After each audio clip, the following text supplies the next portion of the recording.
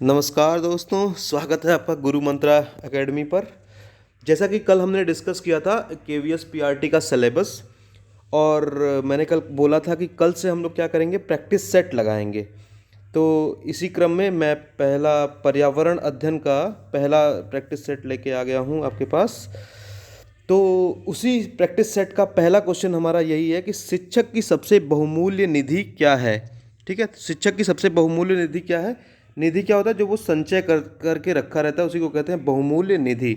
ठीक है, तो उसका बहुमूल्य निधि क्या है, वेतन, सेवा, गर्व और छात्रों का विकास।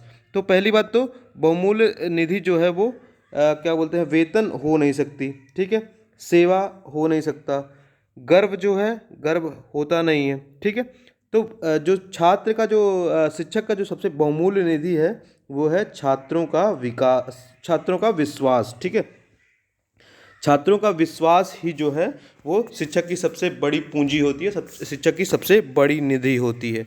ठीक है, तो इसका पहले का आंसर हो जाएगा छात्रों का विश्वास। ठीक, अब अगर दूसरे प्रश्न पे आए तो दूसरा प्रश्न ये कहता है कि परिकल्पना को बार बार परीक्षण करने से गलत नहीं पाया जाता है, तो वह क्या है, वह एक क्या है। ठीक है, तो परिकल्पना क्या होता है, जैसे हम किसी चीज़ के बारे में ढांचा बना लेते हैं, किसी चीज़ का नियम बना लेते हैं। ठीक है, उस नियम को हम क्या करते हैं, बार बार परीक्षण करते हैं, बार बार टेस्ट करते हैं उस नियम को। तो अगर वो नियम गलत नहीं पाया जाए, अगर वो नियम गलत नहीं पाया जाए, गलत नहीं का मतलब अगर वो नियम सही पाया जाए हर जगह, तो वो किसका रूप ले लेता है, वो सिद्धांत बन जाता है। जैसे न्यूटन का सिद्धांत है, आइंस्टीन का सिद्धांत है। ऐसे ही जब परिकल्पना को बार बार परीक्षण करके हम उसको वो कर लेते हैं, कहीं भी गलत नहीं पाते हैं, तो उसको हम लोग सिद्धांत बना लेते हैं। ठीक है, तो आइए और सारे ऑप्शंस को भी डिस्कस कर लेते हैं। कानून क्या होता है, कानून किसी राज्य द्वारा उसकी जनता पे या उसकी किसी सोसाइटी पे या किसी उसके ऑर्गेनाइजेशन पे लागू किया जाने वाला, ताकि उसमें कुछ कमियां ना हो, इसलिए कानून को बनाया जाता है। ठीक है, खोज क्या होता है, जब हम किसी नई चीज़ के बारे में खोजते हैं तो उसको हम लोग कहते हैं खोज है। ठीक है, मूल संकल्पना क्या होता है, मूल संकल्पना यानी कि जो बेसिक स्ट्रक्चर है, बेसिक इमेजिनेशन है, उसको हम लोग कहते हैं मूल संकल्पना। ठीक, तो ये दूसरा प्रश्न हो गया। तीसरे प्रश्न की अगर हम बात करें तो निम्नलिखित में से सबसे उपयुक्त शिक्षण विधि क्या है। ठीक है, निम्नलिखित में से सबसे उपयुक्त शिक्षण विधि क्या है। तो पहला विधि बताया है श्रुत लेख एवं दिया गया कार्य। श्रुत लेख का मतलब होता है सुनकर लिखना, श्रुत का मतलब होता है सुनकर।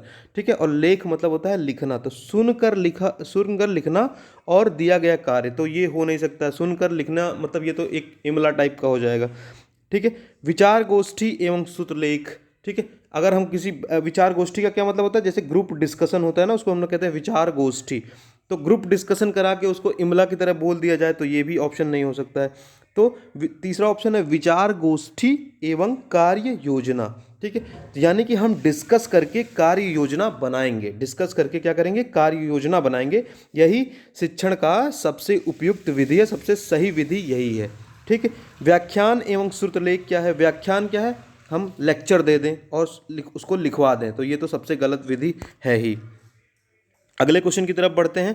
अगला क्वेश्चन है हमारा, निम्नलिखित में से कौन सी ग्रीन हाउस गैस नहीं है। तो ग्रीन हाउस गैस क्या होती है, हमारे इन्वायरमेंट के आसपास कुछ गैसें होती हैं।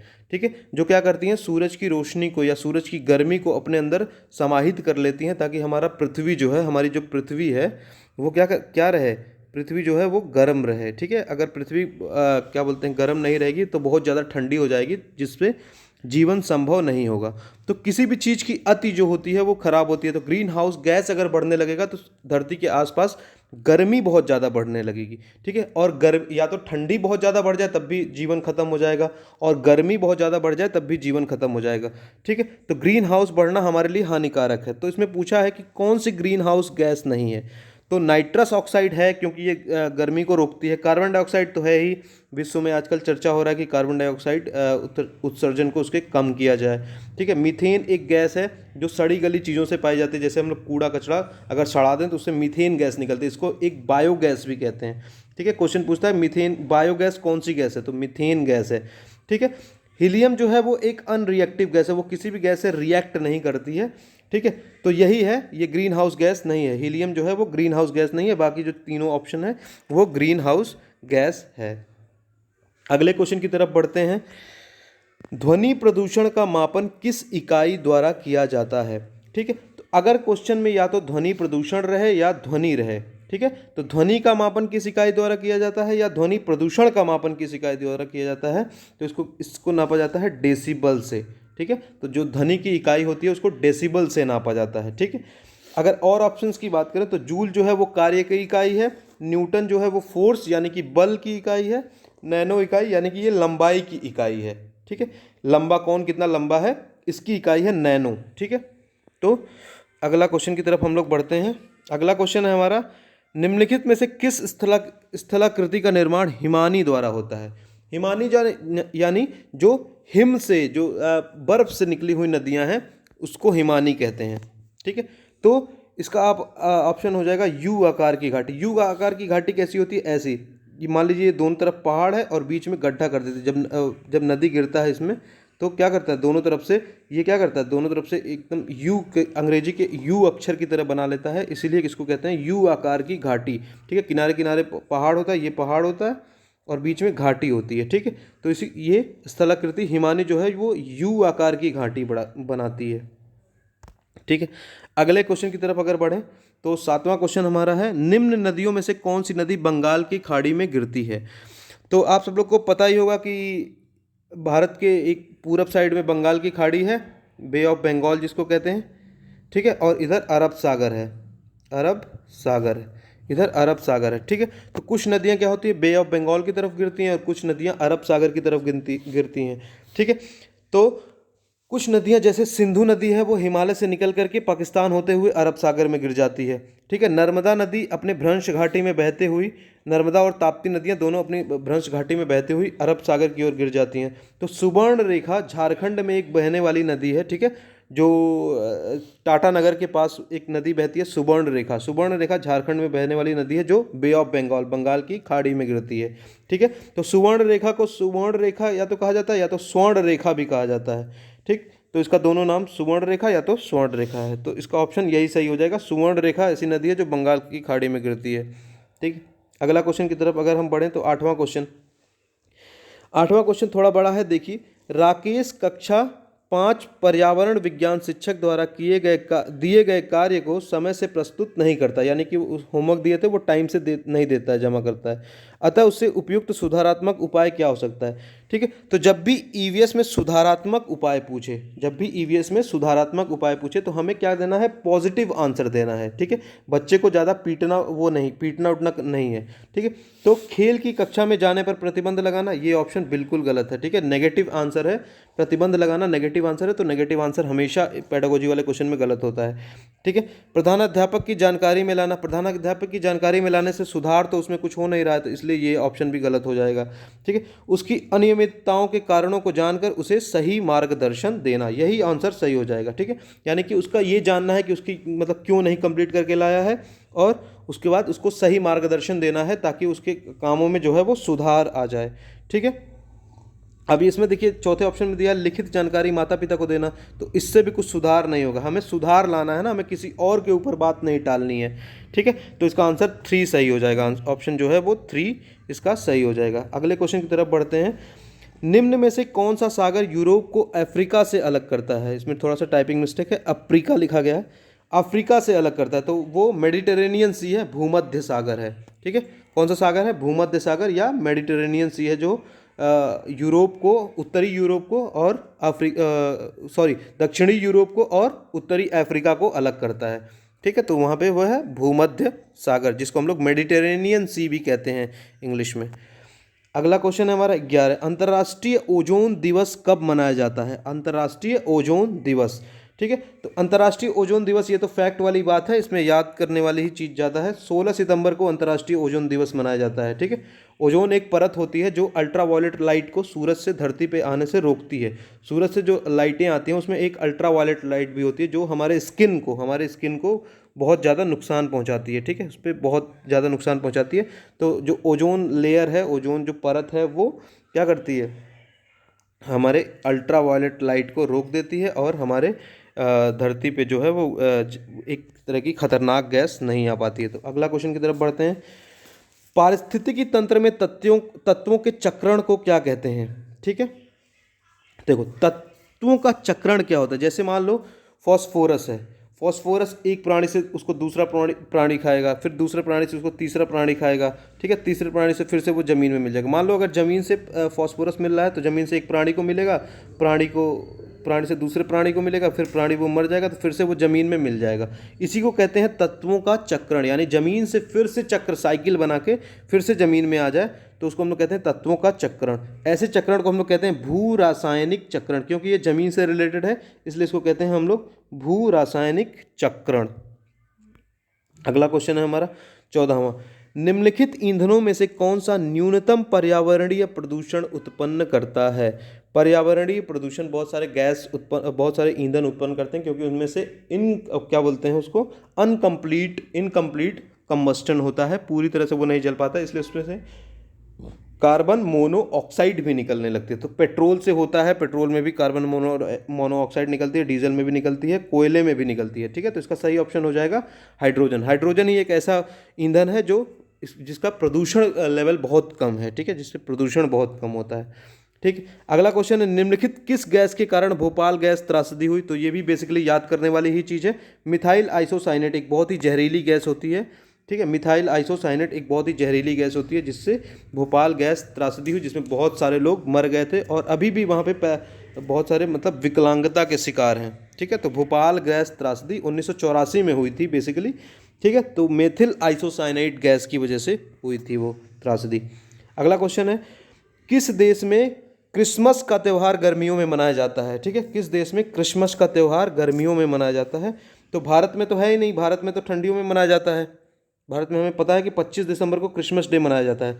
जापान में भी गर्मी में मनाया जाता है, अमेरिका में भी गर्मी में मनाया, क्योंकि जब देखिए जब ये हमारी धरती है और इसको जो विषुवत रेखा है वो दो भागों में बांटती है, तो जब सूरज हमारे तरफ होता है ना तो यहाँ पे उत्तरी भाग में वो गर्मी होती है और दक्षिणी भाग में सर्दी होती है, ठीक है। और जब सूरज दक्षिणी भाग में होता है तो यहाँ पे गर्मी होती है और इस भाग में सर्दी होती है। तो क्या होता है, ऑस्ट्रेलिया यहाँ पे है, दक्षिणी उसमें है, ठीक है। तो अगर इसमें दक्षिणी भाग में गर्मी होगी तो हमारे यहाँ सर्दी होगी, यानी हमारे यहाँ सर्दी कब होती है, 25 दिसंबर को होती है। तो यहाँ पे क्या होता होगा, 25 दिसंबर को ऑस्ट्रेलिया में गर्मी होती होगी। तो ये पूछा गया है कि किस देश में क्रिसमस का त्यौहार गर्मियों में मनाया जाता है, ठीक है। तो इसका ऑप्शन हो जाएगा ऑस्ट्रेलिया। ऑस्ट्रेलिया में क्रिसमस का त्यौहार गर्मियों में मनाया जाता है, ठीक है। 18वां क्वेश्चन है, गिर वन्य जीव अभ्यारण्य निम्न में से किस वन्य जीव का संरक्षण करता है, ठीक है। तो पहले तो हम लोग ये जान लें कि जो गिर वन्य जीव अभ्यारण्य है ये गुजरात में है, ठीक है। ये कहाँ पे है, गुजरात में है, ठीक, गुजरात में है। गिर वन्य जीव अभ्यारण्य गुजरात में है और ये शेरों के संरक्षण के लिए बनाया गया था, शेरों के संरक्षण के लिए बनाया गया था गिर वन्य जीव अभ्यारण्य। अगला क्वेश्चन है, निम्न में से कौन सी प्राकृतिक वनस्पति मरुस्थलीय प्रदेशों में पाई जाती है। मरुस्थलीय प्रदेश मतलब होता है रेगिस्तानी एरिया, मरुस्थलीय प्रदेश का मतलब होता है रेगिस्तान वाला एरिया, ठीक है, रेगिस्तान वाला एरिया। जैसे थार का मरुस्थल है, सहारा का मरुस्थल है, ये सारा एरिया है रेगिस्तान वाला एरिया या सहारा वाला एरिया अफ्रीका में जो है। तो ठीक है, तो महोगनी, फर और चंदन ये तो हो ही नहीं सकते, कैक्टस ही है, ठीक है, कैक्टस इसका आंसर है। कैक्टस ही एक ऐसा वो होता है जिसके कांटे होते हैं ना, नागफनी जिसको हिंदी में हम लोग कहते हैं, नागफनी ही एक ऐसा वो प्राकृतिक वनस्पति है जो मरुस्थलीय एरिया यानी रेगिस्तानी एरिया में पाया जाता है, ठीक है। अगला क्वेश्चन है, ग्रीन मफलर किससे संबंधित है। तो ग्रीन मफलर एक साइंटिफिक टर्म है, ठीक है, ग्रीन मफलर एक साइंटिफिक टर्म है जिसे हम लोग कहते हैं, जैसे मान लीजिए ग्रीन मफलर क्या होता है, रोड के बीच में लगाया जाता है। ग्रीन मफलर क्या होता है, रोड के बीच में लगाया जाता है ताकि वो ध्वनि प्रदूषण को कम कर सके। ग्रीन मफलर एक ऐसा प्लांट है, एक ऐसा ट्री है जो क्या करता है, ध्वनि को अपने अंदर उसके पत्तियों में समाहित कर लेता है, ठीक है। तो ग्रीन मफलर संबंधित है ध्वनि प्रदूषण से। ये क्या करता है, रोडों के बीच में लगाया जाता है या रोड के किनारे किनारे लगाया जाता है ताकि ध्वनि प्रदूषण कम हो, ठीक है। तो ग्रीन मफलर एक साइंटिफिक टर्म है, साइंटिफिक पेड़ का नाम है, ठीक है, जिससे क्या होता है, ध्वनि प्रदूषण कम होता है, ठीक है। अगला क्वेश्चन, भू परिस्थितिकीय तंत्र में ऊर्जा का महत्वपूर्ण स्रोत है, ठीक है। तो भू परिस्थितिकीय तंत्र में ऊर्जा का तंत्र, जब भी ऊर्जा पूछेगा, ठीक है, तो ऊर्जा का ऑप्शन सूर्य से ही है, ठीक है, सूर्य से ही हमें सबसे ज़्यादा ऊर्जा मिलती है और अपरिमित ऊर्जा मिलती है। अपरिमित का मतलब इनफाइनाइट ऊर्जा मिलती है, ठीक है। तो सूर्य से ही हमें इनफाइनाइट ऊर्जा मिलती है। ठीक है। चंद्रमा तो सूर्य की रोशनी से चमकता है, शुक्र जो है वो क्या बोलते हैं अपनी रोशनी से मतलब सूर्य की रोशनी से चमकता है, पृथ्वी जो है वो चमकती नहीं, वो तो नीली नीली है। ठीक है। पानी की वजह से पृथ्वी जो है वो नीली नीली दिखाई देती है। तो ऊर्जा का स्रोत क्या है? सूर्य ही है। ठीक है। अगला क्वेश्चन की अगर हम बात करें, टाइटन किस ग्रह का प्राकृतिक उपग्रह है? ठीक है। तो टाइटन जो उपग्रह है वो शनि का है। ठीक है। टाइटन जो है वो किस ग्रह का उपग्रह है? शनि का उपग्रह है टाइटन। ठीक है। शनि ही एक ऐसा ग्रह है जो क्या बोलते हैं वो दूसरा सबसे बड़ा ग्रह है। सबसे बड़ा ग्रह बृहस्पति है, दूसरा सबसे बड़ा ग्रह शनि है। तो टाइटन इसका उपग्रह है, प्राकृतिक उपग्रह है। ठीक। अगला क्वेश्चन बढ़ते हैं हम लोग। निम्नलिखित में से कौन सी बायोडीजल की फसल है? ठीक है। तो कपास तो है नहीं, कपास से तो हमें रुई मिलती है। ठीक है। गन्ना है नहीं, आलू है नहीं। ठीक है। जेट्रोपा ही एक ऐसा प्लांट है जिससे हम लोग बायोडीजल की उपाधि देते हैं, क्योंकि जेट्रोपा को प्लांट को हम लोग उसको क्रश करके हम लोग कार्स में यूज़ करते हैं, कार्स के ईंधन के रूप में यूज़ करते हैं, बहुत सारे इंजन्स के ईंधन के रूप में जेट्रोपा की फसल का इस्तेमाल होता है। ठीक है। जेट्रोपा पौधे का इस्तेमाल होता है, फसल का इस्तेमाल होता है, इसलिए इसको हम लोग बायोडीजल भी कहते हैं, क्योंकि ये बायोलॉजिकली, ये नेचुरली प्रोड्यूस होता है, इसलिए इसको हम लोग कहते हैं बायोडीजल। जेट्रोपा के पौधों को कहते हैं हम लोग। अगला क्वेश्चन है, पर्यावरण संरक्षण अधिनियम किस वर्ष पारित हुआ था? तो ये भी बेसिकली याद करने वाली ही चीज़ है। पर्यावरण संरक्षण अधिनियम 1986 में पारित हुआ था। आपको पता होगा कि 1972 में स्टॉकहोम प्रोटोकॉल हुआ था, उसके वर्ल्ड क्या बोलते हैं यूनेस्को द्वारा। ठीक है। तो 1972 में स्टॉकहोम कन्वेंशन हुआ था। स्टॉकहोम कन्वेंशन से क्या हुआ था कि हम पहली बार ये हुआ था कि हम पर्यावरण को बचाएंगे। ठीक है। पहली बार पर्यावरण को बचाएंगे, तो इसी का असर भारत में भी पड़ा। तो 1986 में हमने पर्यावरण संरक्षण अधिनियम 1986 पारित किया। ठीक है। उसी समय लागू हुआ था, 1986 में ही लागू हो गया था। ठीक है। अगला क्वेश्चन क्या है, भूमंडलीय तापन का कारण क्या है? भूमंडलीय तापन यानी पृथ्वी के आसपास ताप का बढ़ जाना, पृथ्वी के आसपास गर्मी का बढ़ जाना, इसको हम लोग कहते हैं भूमंडलीय तापन। ठीक है। तो हमने ग्लोबल वार्मिंग वाले में देखा था ना, ये भूमंडलीय तापन का मतलब इंग्लिश में होता है ग्लोबल वार्मिंग। ठीक है। Global warming. ठीक है।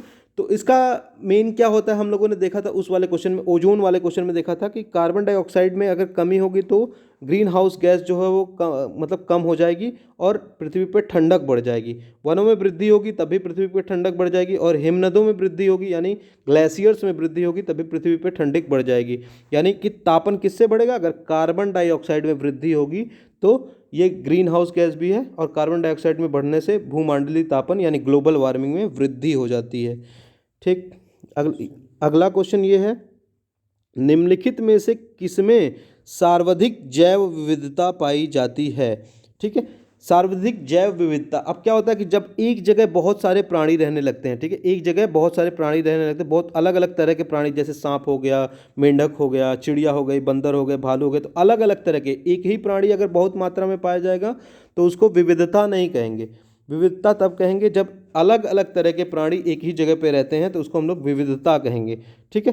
तो ये इसका क्या बोलते हैं, इसमें होता है उष्ण कटिबंधीय सदाबहार वनों। ठीक है। वनों में, ठीक है, सदाबहार वर्षा वनों में ये क्या होता है, सर्वाधिक जैव विविधता पाई जाती है। जैसे अमेजन फॉरेस्ट है, ठीक है, अमेजन का वर्षा वन है। जैसे इंडिया में अगर देखें तो पश्चिमी घाट का जो वर्षा वन है उस वहाँ पे जैव विविधता बहुत ज़्यादा पाई जाती है। तो इसका आंसर हो जाएगा उष्ण कटिबंधीय सदाबहार वर्षा वन। ठीक। ये इक्वेटर के आसपास पाए जाते हैं, ये वर्षा वन जो हमारा धरती है उसके बीच में इक्वेटर है, इक्वेटर के आसपास जो वर्षा वन पाए जाते हैं उसको हम लोग कहते हैं उष्ण कटिबंधीय सदाबहार वर्षा वन। अगले क्वेश्चन की तरफ अगर बढ़ें तो निम्न में से किस मृदा का निर्माण लावा द्वारा होता है? लावा पता है हमें कैसे निकलता है? वॉल्केनो जब इरप्ट होता है, वॉल्केनो जब छूटता है तो इसमें से लावा निकलता है बहुत सारा। ठीक है। लावा इसमें से निकलता है, तो लावा के निकलने से क्या होता है, वो लावा जब सूखता है तो वो काले कलर का हो जाता है। ठीक है। लावा के सूखने के बाद जब लावा सूख जाता है तो वो काले कलर का हो जाता है, और इसी से कौन सी मिट्टी बनती है? काले कलर की काली मिट्टी बनती है। ठीक है। तो निम्नलिखित में से किस मृदा का निर्माण लावा द्वारा होता है? तो काली मिट्टी का निर्माण लावा द्वारा होता है। ठीक। अगले क्वेश्चन की अगर हम बात करें तो वायुमंडल में कौन सी परत प्रकाश की पराबैंगनी किरणों को पृथ्वी की सतह पर आने से रोकती है? मैंने ग्लोबल वार्मिंग वाले या ओजोन वाले क्वेश्चन में बताया था कि पराबैंगनी किरणें यानी कि अल्ट्रावायलेट लाइट को कौन रोकता है। ठीक है, तो समताप मंडल एक ऐसा मंडल है, समताप मंडल, ठीक है, समताप मंडल ऐसा मंडल है जो क्या करता है, पराबैंगनी किरणों को हवा में आने से उसमें पृथ्वी पर आने से रोक देता है। इसी मंडल में ओजोन गैस भी पाई जाती है। ओजोन गैस जो है O3, ओजोन गैस इसी मंडल में पाई जाती है और यही गैस पराबैंगनी किरणों को पृथ्वी पर आने से रोक लेती है। हमें पता है कि पृथ्वी के आसपास बहुत सारे मंडल हैं, 3-4 मंडल हैं, जैसे स्ट्रेटोस्फेयर, ट्रोपोस्फेयर, ये सारे मंडल होते हैं। ठीक है, क्षोभ मंडल, समताप मंडल, आयन मंडल। ठीक है, तो ऐसे ही समताप मंडल में ओजोन गैस पाई जाती है। ठीक है, ओजोन गैस पाई जाती है जो क्या करती है, पराबैंगनी किरणों को क्या करती है, रोक देती है पृथ्वी पर आने से। ठीक है, तो इसका आंसर हो जाएगा समताप मंडल में पराबैंगनी किरणों को आने से रोक देती है। ठीक, अगला क्वेश्चन है हमारा, गंगा एक्शन प्लान को लाने का उद्देश्य निम्नलिखित में से किस सुधार हेतु है। ठीक है, तो गंगा एक्शन प्लान का जो लाने का उद्देश्य है वो गंगा में क्या बोलते हैं, गुणवत्ता के सुधार में है। ठीक है, गंगा की पानी की क्वालिटी सुधर जाए, इसलिए हम लोग गंगा एक्शन प्लान लेके आए थे। Indian government Ganga action plan इसलिए लेके आई थी ताकि गंगा की जल की जो है वो गुणवत्ता सुधर जाए। ठीक है, इसमें बाकी सारे ऑप्शन गलत हैं। वेग तो ऑलरेडी तेज है ही गंगा का। जल की प्रचुरता, आपको पता ही है गंगा हिमालय से निकलती है, हेमनद से निकलती है, इसलिए इसमें जल की कभी भी कोई कमी नहीं होती है। ठीक है, जल का तापमान बेसिकली नॉर्मल है गंगा का, तो इसमें कोई भी सुधार करने की ज़रूरत नहीं है। तो एक ही है, जो इंडस्ट्रीज़ की वजह से गंगा का पानी जो है वो बहुत ही गंदा हो गया है, तो उसी गंदे पानी की गुणवत्ता में सुधार करने का, उसी गंगा के जल की गुणवत्ता में सुधार करने के लिए गंगा एक्शन प्लान लेके हम लोग आए थे। ठीक, अगला क्वेश्चन और लास्ट क्वेश्चन हमारा है आज के सेशन का, निम्नलिखित में से कौन सा वृक्ष जैविक कीटनाशक का उत्पादक है। ठीक है, तो देवदार नहीं है। ठीक है, देवदार नहीं है, नीम ही है। ठीक है, देवदार नहीं है, नीम है। ठीक है, नीम क्या है, जैविक कीटनाशक है। नीम को हम लोग अगर खेतों में डाल दें तो कीट जो है, कीड़े जो होते हैं वो मर जाते हैं, या हम लोग अपने अनाजों में भी डालते हैं नीम की पत्तियाँ, ताकि हमारे अनाज में जो कीड़े हैं वो मर जाएं। तो इसका आंसर हो जाएगा नीम ही। ठीक है, तो नीम ही है जो जैविक कीटनाशक का उत्पादक है, नीम से ही। तो आजकल आ गया है नीम कोटेड यूरिया। ठीक है, तो नीम कोटेड यूरिया भी आजकल आ गया, जो यूरिया है जिस पे नीम की कोटिंग होती है, ताकि कीटनाशकों से भी मदद करे और जो यूरिया से लोग दूध बना देते थे उसका भी कम यूज़ हो, इसीलिए हम लोगों ने यूरिया को क्या कर दिया, नीम कोटेड कर दिया। तो नीम ही एक ऐसा वृक्ष है जो जैविक कीटनाशक का उत्पादक है। ठीक है, तो आज का हमारा प्रैक्टिस सेशन यहीं पे ख़त्म होता है। ठीक है, ऐसे ही और ये प्रीवियस ईयर के क्वेश्चंस थे और बाकी सारे प्रैक्टिस सेट के क्वेश्चन थे, तो ऐसे ही और क्वेश्चंस के लिए हमारे चैनल से जुड़े रहिए, अपने दोस्तों में शेयर करिए, ताकि आपकी केवीएस की इन्वॉल्वमेंट की तैयारी बहुत अच्छे से हो जाए और बाकी सारे सब्जेक्ट्स की भी तैयारी हम लोग प्रैक्टिस सेट लेके आने वाले हैं। ठीक है, तो आप अपने दोस्तों में शेयर कर दीजिए एक बार इसको, वीडियो को, और ज़्यादा से ज़्यादा लाइक करिए। ठीक, ताकि हम लोग का मोटिवेशन बढ़े और हम लोग अच्छे से प्रैक्टिस सेट लेके आएँ। ठीक है, प्रैक्टिस सेट हम लोग प्रीवियस ईयर से लाते हैं और बाकी सारे क्वेश्चन जो आए हुए हैं, सीटेट में आए हुए हैं या सुपर टेट में आए हुए हैं, यहाँ से हम लोगों ने प्रैक्टिस सेट को कलेक्ट किया है, यहाँ से हम लोगों ने प्रैक्टिस सेट बनाया है और इसी प्रैक्टिस सेट से हम लोग अब आगे मेहनत करते रहेंगे, ताकि हमारा केवीएस में जो इन्वॉल्वमेंट का नंबर है उससे वो बढ़ता रहे। ठीक है, तो आप लोग भी अलग अलग प्रैक्टिस सेट देते रहिए और आगे की प्रैक्टिस सेट्स के लिए हमें फॉलो करिए, लाइक करिए और सब्सक्राइब कर दीजिए हमारे चैनल को, ताकि आपको अच्छे से ये सारी चीज़ें मिल जाएं। ठीक है, फिर चलिए फिर।